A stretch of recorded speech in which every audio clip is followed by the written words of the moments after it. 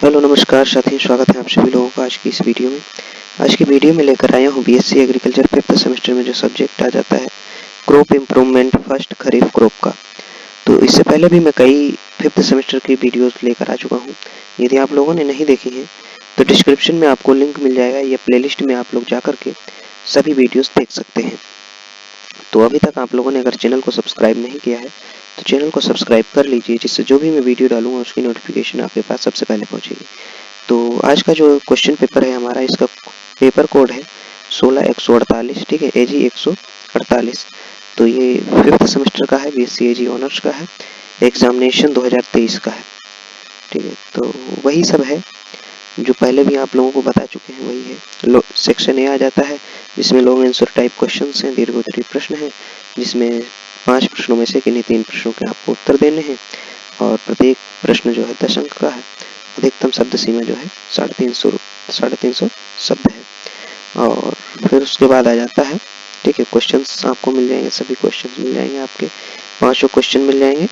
और फिर उसके बाद सेक्शन बी आ जाता है। सेक्शन बी में भी वही है कि 7 प्रश्न है, किन्हीं 5 के आपको उत्तर देने हैं और जो कि प्रत्येक प्रश्न जो है आपका 3 नंबर का जो है और अधिकतम शब्द सीमा जो है 150 है। फिर उसके बाद सेक्शन सी आ जाता है। सेक्शन सी में जो है अति लघु उत्तरीय प्रश्न है, very short answer type questions हैं और जिनमें से जो है आपको जो है 5 के उत्तर देने हैं और प्रत्येक प्रश्न जो है 1 अंक का है और 50 शब्दों में आपको जो है उत्तर लिखना है। तो देख लेते हैं, सेक्शन ए पर चलते हैं। तो सेक्शन ए में सबसे पहला क्वेश्चन आ जाता है कि गुणात्मक एवं मात्रात्मक लक्षणों से आप क्या समझते हैं। गुणात्मक एवं मात्रात्मक लक्षणों और अभिलक्षणों का विस्तार से जो है वर्णन कीजिए। तो सबसे पहले बताया गया है कि आनुवांशिकी जेनेटिक्स, ठीक है, आनुवांशिकी जेनेटिक्स में लक्षणों ट्राइट्स को मुख्य रूप से 2 श्रेणियों में विभाजित किया गया है। सबसे पहला गुणात्मक और दूसरा फिर आ जाता है मात्रात्मक। तो इन दोनों के बीच का अंतर मुख्य रूप से उनके नियंत्रण करने वाले जीन की संख्या और पर्यावरण के प्रभाव पर आधारित है। सबसे पहला आ जाता है गुणात्मक लक्षण। तो गुणात्मक लक्षण में क्या बताया गया है कि गुणात्मक लक्षण वे होते हैं जो प्रकार अर्थात काइंड के आधार पर भिन्न होते हैं। इन्हें स्पष्ट श्रेणियों में विभाजित किया जा सकता है। कैसे विभाजित किया जा सकता है? जैसे कि नियंत्रण। तो नियंत्रण में कैसे किया जा सकता है कि ये आमतौर पर एक या कुछ प्रमुख जीन द्वारा नियंत्रित होते हैं। फिर उसके बाद विविधता में बताया गया है कि इनमें असतत विविधता पाई जाती है, जैसे मटर के फूल का रंग लाल या सफेद होना या मनुष्य का रक्त समूह ए बी और ओ होना। फिर उसके बाद पर्यावरण का प्रभाव के बारे में बताया गया है। पर्यावरण के प्रभाव के बारे में बताया गया है कि इन लक्षणों पर बाहरी वातावरण का बहुत कम या न के बराबर प्रभाव पड़ता है। फिर उसके विश्लेषण के बारे में बताया गया है कि इनका अध्ययन मेंडेलियन आनुवंशिकी के अनुपात जैसे 3:1 के माध्यम से किया जाता है। फिर उसके बाद आ जाता है इसमें मात्रात्मक लक्षण, ठीक है, मात्रात्मक लक्षण। तो इसके बारे में क्या बताया गया है? Quantitative traits. इसके बारे में बताया गया कि मात्रात्मक लक्षण वे होते हैं जिन्हें मापा जा सकता है, जैसे लंबाई वजन के हिसाब से, और जो डिग्री या मात्रा के आधार पर भिन्न होते हैं। फिर उसके बाद इसमें नियंत्रण में बताया गया है कि ये कई जीनों पॉलीजेन्स द्वारा नियंत्रित होते हैं, जैसे जहां प्रत्येक जीन का प्रभाव छोटा और संचयी होता है। फिर उसके बाद विविधता के बारे में बताया गया है कि इनमें सतत विविधता कंटिन्यूअस वेरिएशन देखी जाती है, जो कि उदाहरण के लिए मनुष्य की लंबाई केवल लंबा या बौना नहीं होती, बल्कि इसके बीच की हर एक संभव ऊंचाई हो सकती है। जैसे फिर उसके बाद आ जाता है पर्यावरण का प्रभाव। पर्यावरण के प्रभाव में बताया गया है कि ये लक्षण पर्यावरण जैसे पोषण जलवायु से अत्यधिक प्रभावित होते हैं। फिर उसके बाद आ जाता है विश्लेषण। इनका अध्ययन सांख्यिकी विधियों जैसे औसत मानक विचलन द्वारा किया जाता है। फिर उसके बाद आ जाता है गुणात्मक और मात्रात्मक लक्षणों के बीच मुख्य अंतर। तो उसकी जो है टेबल आपको मिल जाएगी। आपको ये पीडीएफ जो है टेलीग्राम चैनल पर मिल जाएगी। और अगर आप हमसे बात करना चाहते हैं या कोई भी कोई भी क्वेश्चन पेपर है आपका, ठीक है, जो कि आप हमें सेंड करना चाहते हैं, या कोई भी PDF हो गया, कुछ भी हो गया जो आप हमें सेंड करना चाहते हैं, तो आप लोगों को टेलीग्राम चैनल की लिंक मिल जाएगी। तो वहाँ से आप चाहें तो सेंड कर सकते हैं। अगर वहाँ से भी नहीं सेंड हो रहा है तो आप लोग जो है इंस्टाग्राम चैनल जो है एग्री विद रवि, तो उस पर आप लोग जो है सेंड कर सकते हैं, वहाँ से आराम से हमको मिल जाएगा। फिर उसके बाद आ जाता है, इसमें देख लेते हैं, चार्ट में देख लेते हैं इसमें क्या बताया गया, गुणात्मक लक्षण और मात्रात्मक लक्षण, ठीक है, इनमें अंतर बताया गया है और इसकी विशेषता भी बताई गई है कि विशेषता जैसे जीन की संख्या, तो जीन की संख्या में गुणात्मक और मात्रात्मक लक्षणों में बताया गया है कि गुणात्मक लक्षण जीन की संख्या में कैसा होता है, एक या कुछ होते हैं। फिर वैसे वही जो है मात्रात्मक में क्या होता है कि अनेक होते हैं। और विविधता का प्रकार जो है असतत होता है और मात्रात्मक लक्षण में क्या होता है, सतत होता है। मापन में क्या होता है, श्रेणियों में वर्गीकृत जैसे काला सफेद, और सांख्यिकी मापन जैसे मात्रात्मक में क्या हो जाता है, सांख्यिकी मापन, ठीक है। फिर उसके बाद आ जाता है पर्यावरण प्रभाव, पर्यावरणीय प्रभाव, तो इसमें क्या हो जाता है, नगण्य हो जाता है। और मात्रात्मक में क्या हो जाता है कि अत्यधिक हो जाता है। फिर उसके बाद आ जाता है उदाहरण में, जैसे उदाहरण में बताया गया है कि रक्त समूह बीज का आकार, और मात्रात्मक में बताया गया है कि मनुष्य की लंबाई, फसल की पैदावार। फिर उसके बाद इसके निष्कर्ष में बताया गया है कि गुणात्मक लक्षण किसी जीव की बुनियादी पहचान और वर्गीकरण में मदद करते हैं, जबकि मात्रात्मक लक्षण कृषि और विकासवादी जीव विज्ञान में महत्वपूर्ण भूमिका निभाते हैं, क्योंकि इनमें पर्यावरण के साथ अनुकूल की अधिक संभावना होती है। क्या आप इन लक्षणों के कुछ और विशिष्ट उदाहरण या इनके सांख्यिकीय विश्लेषण जैसे संचयी प्रभाव के बारे में जानना चाहते हैं, विस्तार से जानना चाहते हैं, तो आप लोग कमेंट करिए। फिर उसके बाद आ जाता है अगला क्वेश्चन हमारा, जिसमें पूछा गया है कि व्यक्का में मुख्य प्रजनन उद्देश्यों एवं प्रजनन विधियों का विस्तार से वर्णन कीजिए। तो इसके बारे में क्या बताया गया है, व्यक्का नहीं सॉरी दोस्तों, मक्का है, ठीक है। तो मक्का में क्या बताया गया है कि जियामेज एक अत्यधिक महत्वपूर्ण और व्यापक रूप से उगाए जाने वाला जो है फसल है, और जो मुख्य रूप से परंपरागत होती है। इसमें प्रजनन का मुख्य लक्षण उत्पादन को बढ़ाना और विपरीत परिस्थितियों के प्रति सहनशीलता विकसित करना। फिर उसके बाद आ जाता है मक्का प्रजनन के मुख्य उद्देश्य, मक्का प्रजनन के मुख्य उद्देश्य, तो इनमें क्या बताया गया है, इनमें आ जाते हैं आपके 6, तो 6 मुख्य उद्देश्य आ जाते हैं। तो इनमें क्या बताया गया है कि अधिक अनाज उत्पादन करना, ठीक है, हाई एल्ड। तो फिर इसमें बताया गया है कि प्रति पौधा दानों की संख्या, भुट्टों की लंबाई और दानों के आकार में सुधार करके कुल उपज बढ़ाना। फिर उसके बाद बताया गया जल्द पकने वाली किस्में, ऐसी किस्में विकसित करना जो कम समय में पक जाएं और ताकि किसान अगली फसल समय पर ले सके। फिर उसके बाद आ जाता है जैविक तनाव प्रतिरोधी, बायोटिक स्ट्रेस रेजिस्टेंस।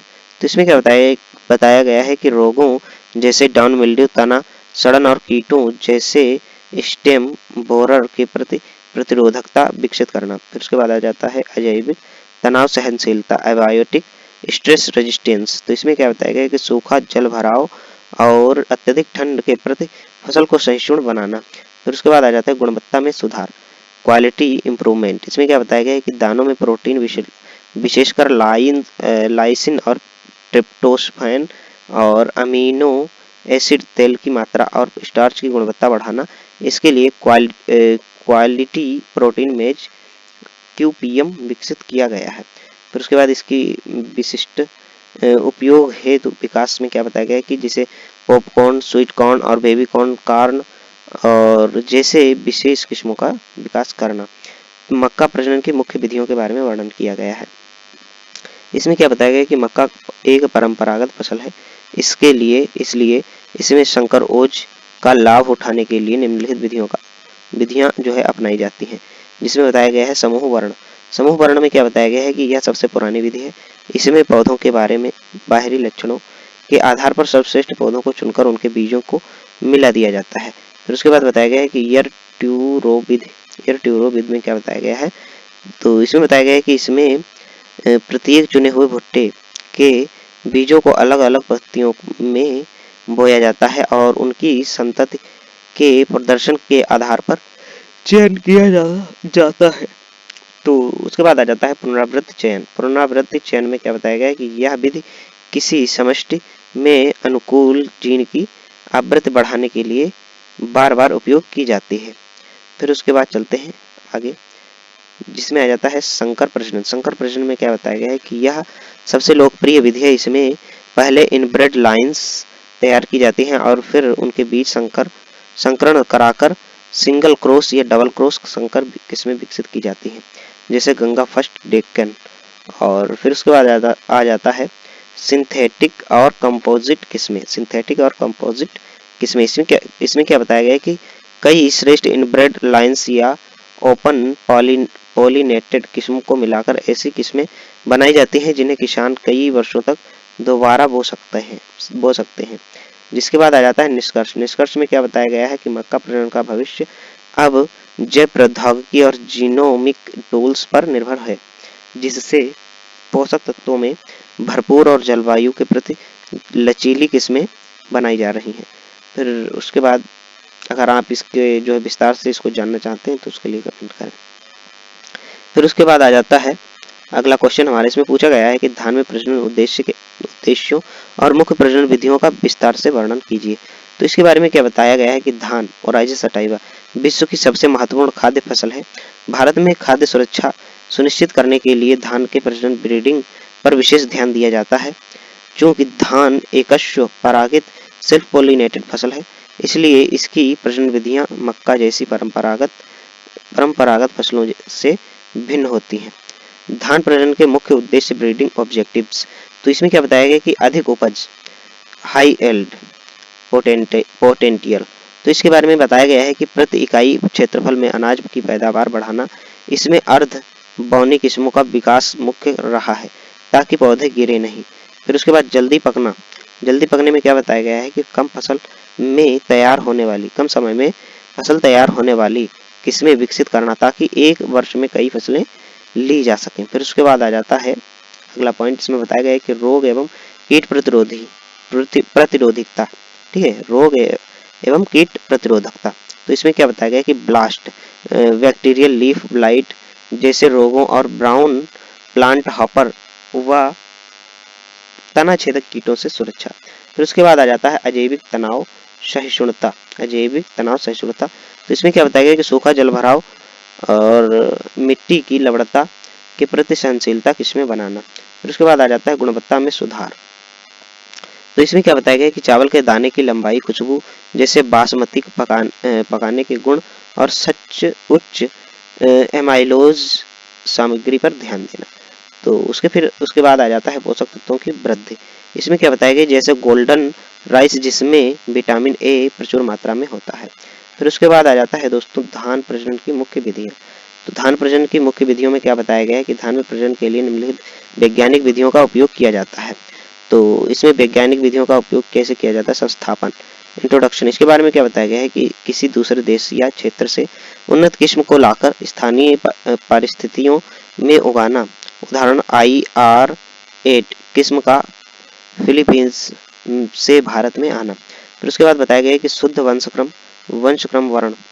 ठीक है, प्योर लाइन सिलेक्शन, स्थानीय किस्मों के मिश्रण से सबसे अच्छे पौधे को चुनकर उसकी संतति को अलग से उगाना और नई किस्में विकसित करना। फिर उसके बाद आ जाता है पेडिग्री विधि।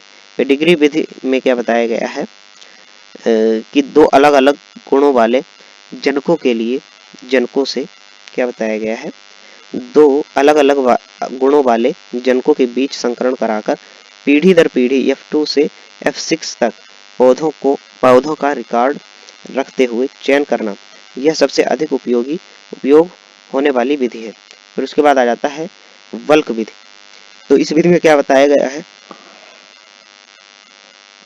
इस विधि में बताया गया है कि इसमें प्रारंभिक पीढ़ियों में चयन नहीं किया जाता है, बल्कि इन्हें सामूहिक रूप से उगाया जाता है और बाद की पीढ़ियों में उत्कृष्ट पौधों का चयन किया जाता है। फिर उसके बाद आ जाता है बैक क्रॉस विधि। तो बैक क्रॉस विधि में क्या बताया गया कि किसी अच्छी किस्म में एक विशिष्ट गुण जैसे रोग प्रतिरोधकता डालने के लिए इसका उपयोग किया जाता है। संकर धान के बारे में क्या बताया गया कि नरबंधता प्रणाली का उपयोग करके उच्च उपज वाली संकर किस्में विकसित करना। भारत में MGR फर्स्ट पहली संकर किस्म थी। फिर उसके बाद आ जाता है अगला क्वेश्चन हमारा। इसमें क्या पूछा गया है, जीन कोष से आप क्या समझते हैं और विभिन्न प्रकार के जीन कोषों का विस्तार से वर्णन कीजिए। तो इसमें क्या बताया गया है जीन कोष के बारे में। इसमें बताया गया है कि किसी भी प्रजाति या आबादी के आनुवंशिक संसाधनों का आधार होता है। पादप प्रजनन प्लांट ब्रीडिंग में नई और उन्नत किस्में विकसित करने के लिए इसका ज्ञान अत्यंत आवश्यक है। जीन कोष से आप क्या समझते हैं, तो जीन कोष के बारे में हम पढ़ लेते हैं। जीन कोष के बारे में क्या बताया गया है कि किसी एक निश्चित आबादी पॉपुलेशन या प्रजाति के भीतर मौजूद सभी जीनों और उनके विभिन्न रूपों के एलील्स, ठीक है, रूपों अर्थात एलील्स के कुल संग्रह को जीन कोष कहा जाता है।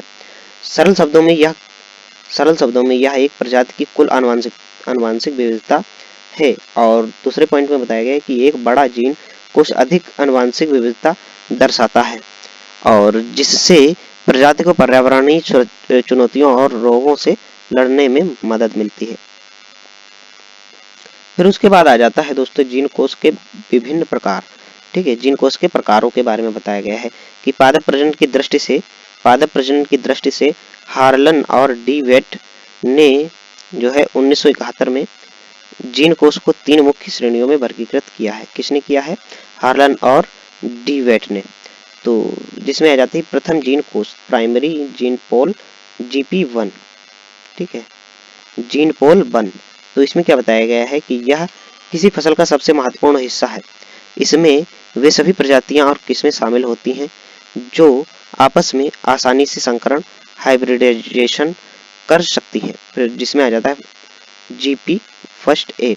तो इसमें क्या बताया गया है कि इसमें फसल की खेती वाली कल्टीवेटेड किस्में आती हैं। और GP1B में क्या बताया गया है कि इसमें फसल की जंगली या खरपतवार वाली वाइल्ड वीडी प्रजातियां आती हैं जो आसानी से प्रजनन कर सकती हैं। इसमें विशेषता में क्या बताया गया है कि इनसे प्राप्त संकर हाइब्रिड्स पूरी तरह से उर्वर फर्टाइल होते हैं और जीन का स्थानांतरण बहुत सरल होता है। फिर उसके बाद आ जाता है द्वितीयक जीन कोष। इसमें क्या बताया गया है कि इसमें वे प्रजातियां शामिल हैं जो मुख्य फसल प्रजाति से निकटता से संबंधित तो हैं लेकिन संकरण में कठिनाइयां होती हैं। फिर उसके बाद बताया गया विशेषता के बारे में, इनके बीच संकरण संभव है लेकिन प्राप्त संकर हाइब्रिड्स आंशिक रूप से बंधे हो सकते हैं। जीन स्थानांतरण के लिए विशेष तकनीकों की आवश्यकता हो सकती है लेकिन यह संभव है। फिर उसके बाद तृतीय जीन कोष में क्या बताया गया है, ठीक है, GP3 जीन पोल 3।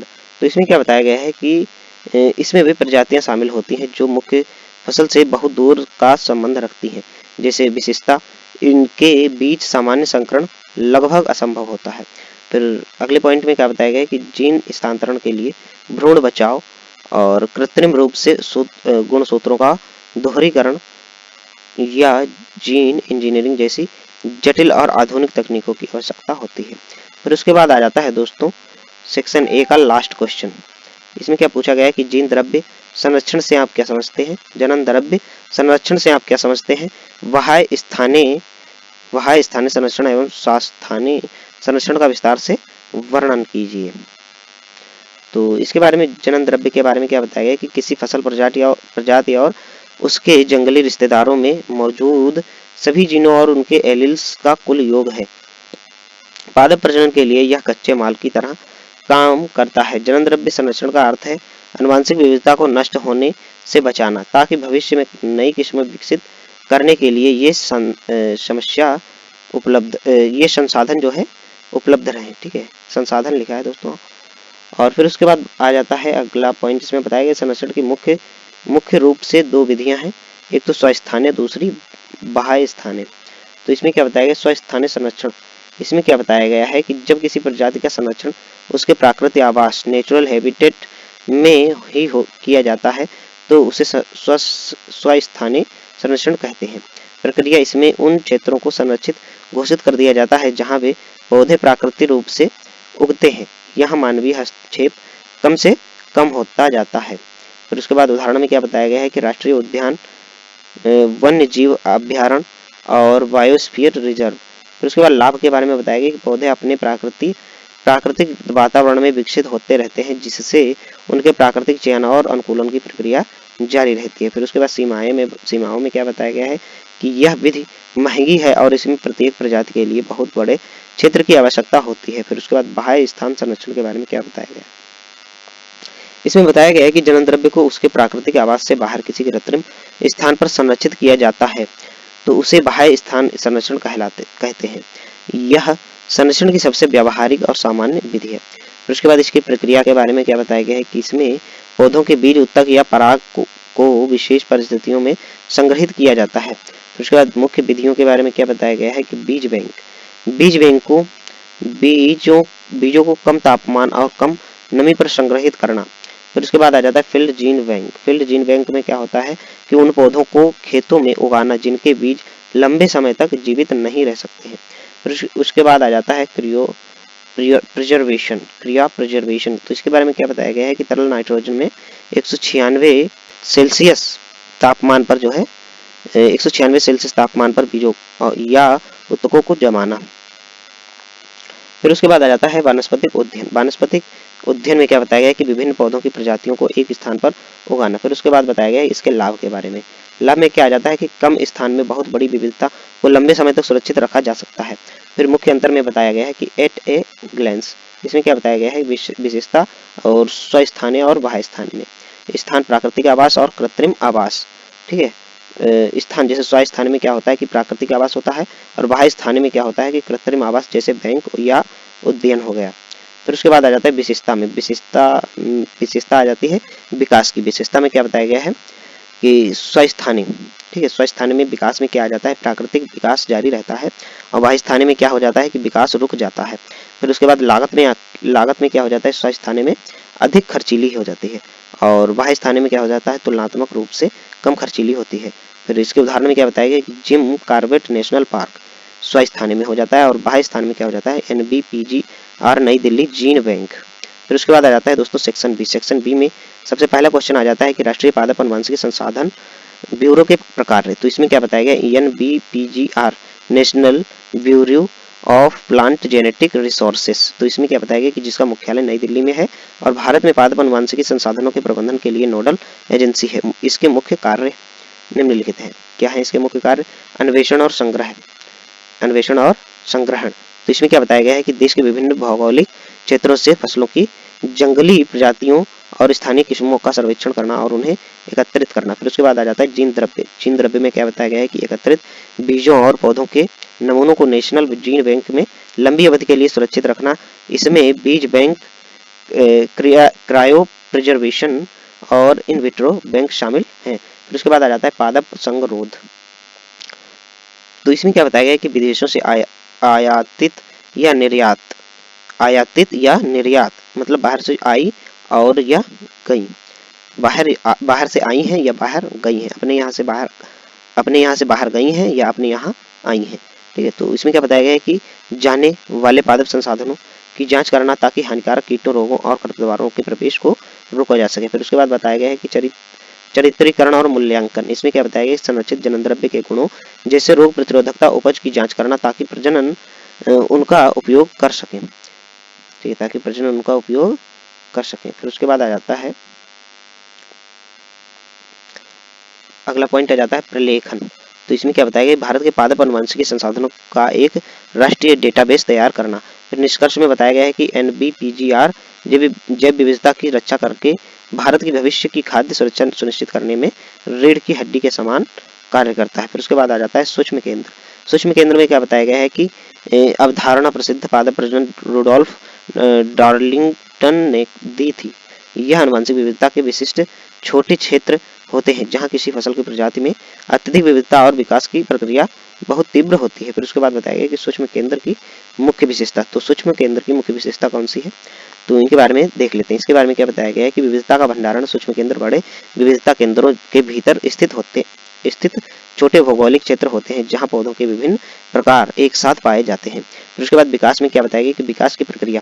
इसमें बताया गया है कि इन क्षेत्रों में प्राकृतिक संकरण और उत्परिवर्तन के कारण नए गुणों वाले पौधे विकसित होते रहते हैं। फिर उसके बाद बताया गया कि प्रजनकों के लिए महत्व, इसमें क्या बताया गया कि पादप प्रजनकों के लिए ये स्थान सोने की खान के समान है, क्योंकि यहाँ से विशिष्ट गुणों वाले जीन जैसे रोग प्रतिरोधकता या सूखा सहनशीलता प्राप्त किए जा सकते हैं। फिर उसके बाद बताया गया कि उदाहरण में क्या बताया गया कि तुर्की कुछ छोटे क्षेत्र गेहूं, जई और फलों की प्रजातियों के लिए महत्वपूर्ण सूक्ष्म केंद्र माने जाते हैं। फिर निष्कर्ष में बताया गया कि सूक्ष्म केंद्र जैव विविधता के संरक्षण और फसल सुधार के लिए अत्यंत संवेदनशील और महत्वपूर्ण क्षेत्र होते हैं। फिर उसके बाद सी में आ जाता है क्रायो संरक्षण। क्रायो संरक्षण में क्या बताया गया है कि जनन द्रव्य संरक्षण की एक आधुनिक और तकनीकी विधि है, जिसमें पादप अंगों, बीजों या उत्तकों को अत्यधिक कम तापमान पर संग्रहित किया जाता है। मुख्य विशेषता में क्या बताया गया कि तापमान, इस विधि में नमूनों को तरल नाइट्रोजन 196 सेंटीग्रेड तापमान पर रखा जाता है। फिर सिद्धांत में क्या बताया गया कि इतने कम तापमान पर कोशिश के भीतर की सभी जैविक और उपापचय गतिविधियां लगभग रुक जाती हैं, इससे कोशिकाएं स्थिर अवस्था में पहुंच जाती हैं। फिर उसके बाद संरक्षण के प्रकार, इसमें क्या बताया गया है कि इसका उपयोग उन पौधों के लिए विशेष रूप से किया जाता है जिनके बीज लंबे समय तक जीवित नहीं रह सकते हैं, जैसे आम, नारियल, ये जिनका प्रवर्धन वानस्पतिक तरीके से होता है। फिर इसके लाभ के बारे में क्या बताया गया है? लाभ में बताया गया है कि यह जनन द्रव्य को अनिश्चित काल तक सुरक्षित रखने में सक्षम है और इसमें बहुत कम स्थान की आवश्यकता होती है। संरक्षित सामग्री कीटों और बीमारियों से पूरी तरह मुक्त रहती है। फिर उसके बाद इसके निष्कर्ष में बताया गया कि भविष्य के कृषि अनुसंधान के लिए दुर्लभ प्रजातियों को सुरक्षित रखने हेतु यह सबसे प्रभावी तकनीक है। फिर उसके बाद पुनरुत्पादन में क्या बताया गया है? पुनरुत्पादन में क्या बताया गया है कि जनन द्रव्य संरक्षण, इसमें बताया गया है कि एक अनिवार्य प्रक्रिया है। जब जीन बैंक में रखे गए बीजों की जीवन क्षमता समय के साथ कम होने लगती है या बीजों की मात्रा कम हो जाती है, तो उन्हें दोबारा खेतों में उगाकर नए और स्वस्थ बीज प्राप्त करना पुनरुत्पादन कहलाता है। फिर उसके बाद आ जाता है मुख्य प्रक्रिया और उद्देश्य। तो इसमें क्या बताया गया है कि जीवन क्षमता बनाए रखना। इसमें बताया गया है कि यदि प्रयोगशाला परीक्षण में बीजों के अंकुरण की दर एक निश्चित स्तर जैसे 85% से कम से नीचे गिर जाती है, तो उन्हें पुनरुत्पादन के लिए चुना जाता है। बीज की मात्रा बढ़ाना, इसमें क्या बताया गया है कि अनुसंधान या वितरण के कारण जब स्टॉक कम हो जाता है तो बीजों की संख्या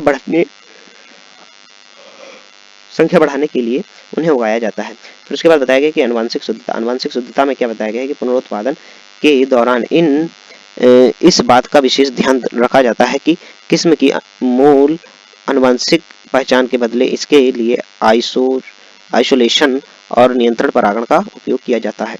फिर इसके निष्कर्ष में बताया गया है कि यह प्रक्रिया काफी खर्चीली और जोखिम भरी होती है, क्योंकि खेत में फसल को कीटों या प्रतिकूल मौसम से खतरा हो सकता है, लेकिन जीन बैंक को जीवित रखने के लिए अत्यंत आवश्यक है। फिर उसके बाद आ जाता है अरहर में प्रजनन उद्देश्य। इसमें क्या बताया गया है कि अरहर पीजन पी जिसे तुआर भी कहा जाता है, भारत की प्रमुख दलहनी फसल है। इसमें प्रजनन के मुख्य उद्देश्य निम्नलिखित हैं। वैसे हैं कि अधिक उपज में क्या बताया गया है कि प्रति पौधा फलियों की संख्या और दानों के आकार में वृद्धि करके कुल उत्पादन बढ़ाना। फिर उसके बाद आ जाता है कि जल्दी पकने वाली किस्में में क्या बताया गया है कि पारंपरिक अरहर 6 से 9 महीने लेती है। प्रजनन का लक्षण ऐसी किस्में विकसित करना है जो 120 से 150 दिनों में पक जाए, ताकि गेहूं के साथ फसल चक्र संभव हो सके। फिर उसके बाद बताया गया कि रोग एवं कीट प्रतिरोधकता। इसमें क्या बताया गया कि उकठा रोग और बांझपन मोज़ेक के प्रति प्रतिरोधी किस्में तैयार करना, साथ ही फली छेदक कीट से बचाव। फिर उसके बाद पौधे की संरचना में क्या बताया गया है कि ऐसे छोटे और सीधे बढ़ने वाले पौधे विकसित करना जो यांत्रिक खेती के अनुकूल हो। फिर उसके बाद गुणवत्ता में क्या बताया गया कि दानों में प्रोटीन की मात्रा और पकने के गुणों में सुधार करना। फिर उसके बाद अजैविक सहनशीलता, सूखा और जलभराव के प्रति फसल को सक्षम बनाना। फिर इसके निष्कर्ष में बताया गया है कि अरहर में संकर ओज का उपयोग करके ICPH8 जैसी संकर किस्में विकसित की गई हैं, जो कम समय में अधिक उत्पादन देती हैं। फिर उसके बाद आ जाता है बाजरा में प्रजनन विधियां। तो इसमें क्या बताया गया कि बाजरा पियर्ल मिलेट। तो इसमें क्या बताया गया है कि एक अत्यधिक परपरागित फसल है, जिसमें प्रोटोगाइनी मादा भाग का सबसे पहले पकना पाई जाती है। इसके कारण इसमें संकरण बहुत आसानी से होता है। बाजरा में मुख्य रूप से निम्नलिखित प्रजनन विधियों का उपयोग किया जाता है। कौन सी विधियों का उपयोग किया जाता है? सामूहिक वरण, संकर प्रजनन और फिर सिंथेटिक और कंपोजिट किस्में, पुनरावृत्ति चयन। तो सबसे पहला आ जाता है सामूहिक वरण। इसमें क्या बताया गया है? मास सिलेक्शन में क्या बताया गया है कि यह सबसे सरल विधि है जहां उत्कृष्ट लक्षणों वाले पौधों को चुनकर उनके बीजों को मिला दिया जाता है। इसका उपयोग स्थानीय किस्मों के सुधार करने के लिए होता है। फिर उसके बाद आ जाता है संकर प्रजनन। इसमें बताया गया है कि बाजरा में संकर किस्मों का विकास सबसे सफल रहा है। इसमें सिटोप्लाज्मिक जेनेटिक मेल स्टेरिलिटी CGMS प्रणाली का उपयोग करके HB1 जैसी प्रसिद्ध संकर किस्मों को जो है विकसित किया गया है। फिर उसके बाद आ जाता है सिंथेटिक और कंपोजिट किस्में। इसमें क्या बताया गया कि कई उत्कृष्ट इनब्रेड लाइंस या ओपन पॉलिनेटेड किस्मों को मिलाकर कंपोजिट किस्में बनाई जाती हैं। इनका लाभ यह है कि किसान इनके बीजों को 3 से 4 साल तक दोबारा उपयोग कर सकते हैं। फिर उसके बाद पुनरावृत्ति चयन में क्या बताया गया कि किसी विशिष्ट जनसंख्या में अनुकूल जीन की आवृत्ति बढ़ाने के लिए इस विधि का व्यापक उपयोग किया जाता है। फिर उसके बाद आ जाता है निष्कर्ष। निष्कर्ष में क्या बताया जाता है कि बाजरा में संकर ओज का लाभ उठाने के लिए CMS A, B और R लाइन प्रणाली सबसे प्रभावी विधि मानी जाती है। फिर उसके बाद आ जाता है ज्वार की किस्मों की पहचान। तो इसमें क्या बताया गया है कि ज्वार सोरगम की किस्मों की पहचान उनके रूपात्मक और कृषि संबंधी लक्षणों के आधार पर किया जाता है। प्रजनकों और बीजों निरीक्षकों के लिए किस्मों की शुद्धता सुनिश्चित करने हेतु लक्षण अत्यंत महत्वपूर्ण है। फिर उसके बाद बताया गया कि पौधों की ऊंचाई ज्वार की किस्में ऊंचाई के आधार पर बौनी, मध्यम और लंबी श्रेणियों में बांटी जाती हैं, जिसमें आ जाता है पेनिकल भुट्टे की विशेषताएं। फिर उसके बाद आ जाता है इसमें क्या बताया गया है कि यह पहचान का सबसे प्रमुख लक्षण है पेनिकल का आकार ओवल या बेलनाकार, इसकी सघनता और दाने ढकने वाले ग्लूमस का रंग पहचान में मदद करता है। फिर उसके बाद आ जाता है दाने का रंग और आकार। इसमें क्या बताया गया है कि दानों का रंग सफेद, पीला, लाल या भूरा हो सकता है। दाने की सतह की चमक और उसका आकार गोल या चपटा विशिष्ट होता है। फिर उसके बाद बताया गया है कि पत्तियों के लक्षण। इसमें बताया गया है कि पत्ती की मध्य सिरा का रंग सफेद, मीठी ज्वार या हरा हो सकता है। पत्तियों की चौड़ाई और उनका झुकाव भी किस्मों के अनुसार भिन्न होता है। फिर उसके बाद बताया गया कि पकने की अवधि। इसमें क्या बताया गया कि जल्दी पकने वाली अर्ली और देर से पकने वाली लेट किस्मों के आधार पर भी इनकी पहचान की जाती है। फिर उसके बाद आ जाता है निष्कर्ष। आधुनिक समय में किस्मों की सटीक पहचान के लिए DNA, फिंगरप्रिंट और इलेक्ट्रोफोरेंसिस जैसी प्रयोगशाला विधियों का भी उपयोग किया जाता है। फिर उसके बाद आ जाता है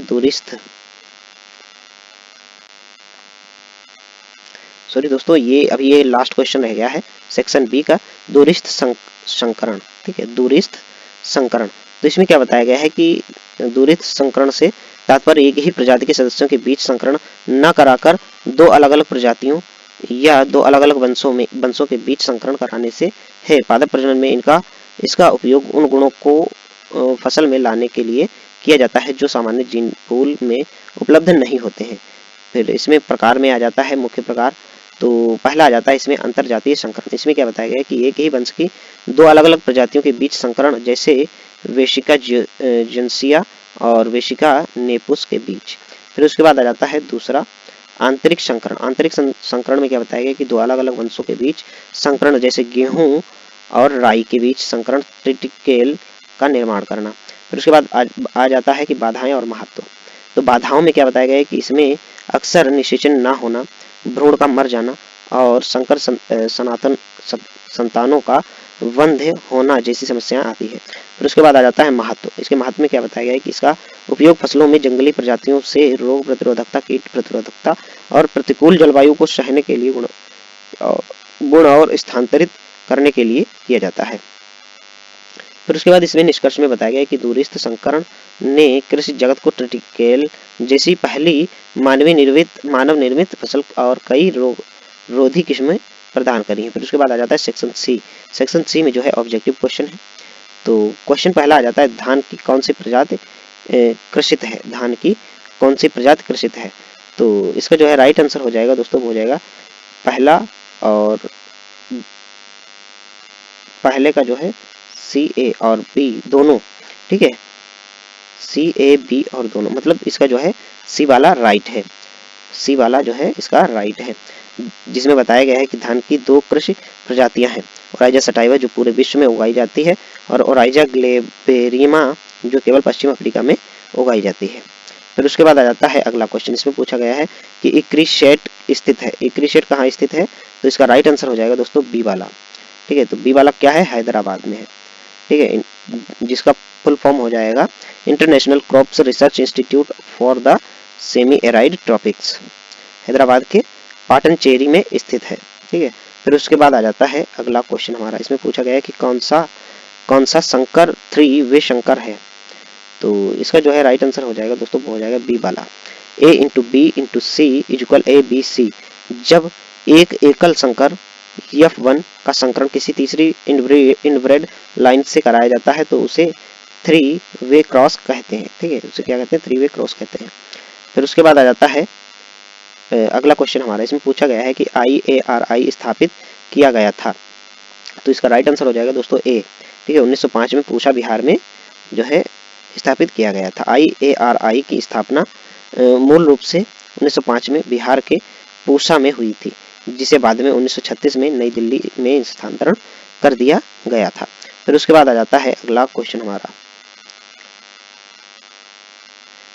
उसके बाद आ जाता है अगला क्वेश्चन हमारा, इसमें पूछा गया है कि अरहर में प्रथम संकर प्रजाति है, तो अरहर में जो है प्रथम संकर प्रजाति कौन सी है, इसका राइट आंसर हो जाएगा ए ICPH8।